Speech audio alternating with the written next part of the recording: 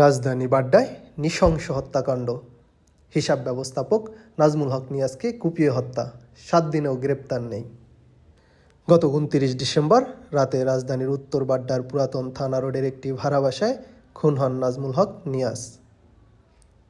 তিনি রাজধানীর রসায়ন শিল্প লিমিটেড নামের একটি বেসরকারি প্রতিষ্ঠানের হিসাব ব্যবস্থাপক হিসেবে কর্মরত ছিলেন।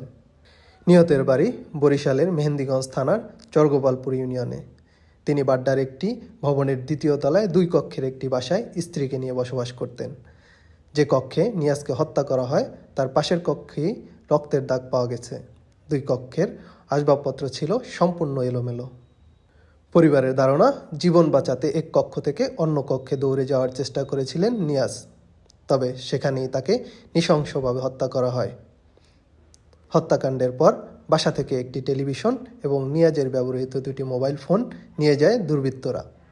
পরিবার জানায়, হত্যার প্রায় 10 দিন আগে নিয়াজের স্ত্রী ফারিয়া ইসলাম জেরিন বাবার বাড়িতে যাওয়ার সে সময় নিয়াজ তার সহকর্মী রাহুলকে নিয়ে বাসায় অবস্থান করেছিলেন।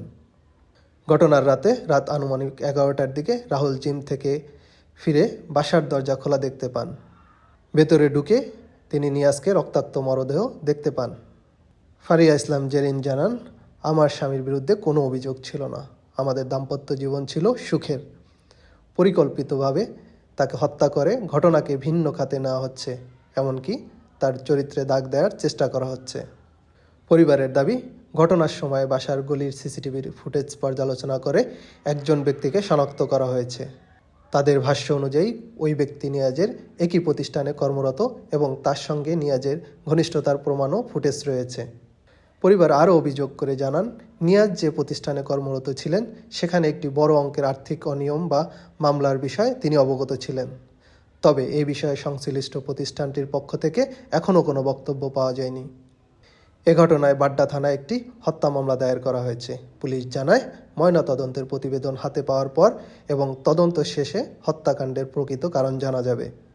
তবে ঘটনার 7 দিন পেরিয়ে গেলেও এখনও কাউকে গ্রেপ্তার না করায় হতাশ পরিবার।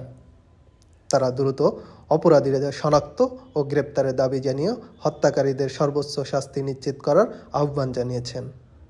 নাজমুল হক নিয়াজ হত্যাকাণ্ডের তদন্ত কোন দিকে মন নেয় সেই দিকেই এখন তাকিয়ে নিহতের পরিবার সহ সাধারণ মানুষ। তাহিরুল ইসলাম, নিউজ ডেস্ক, বাংলাওয়ার।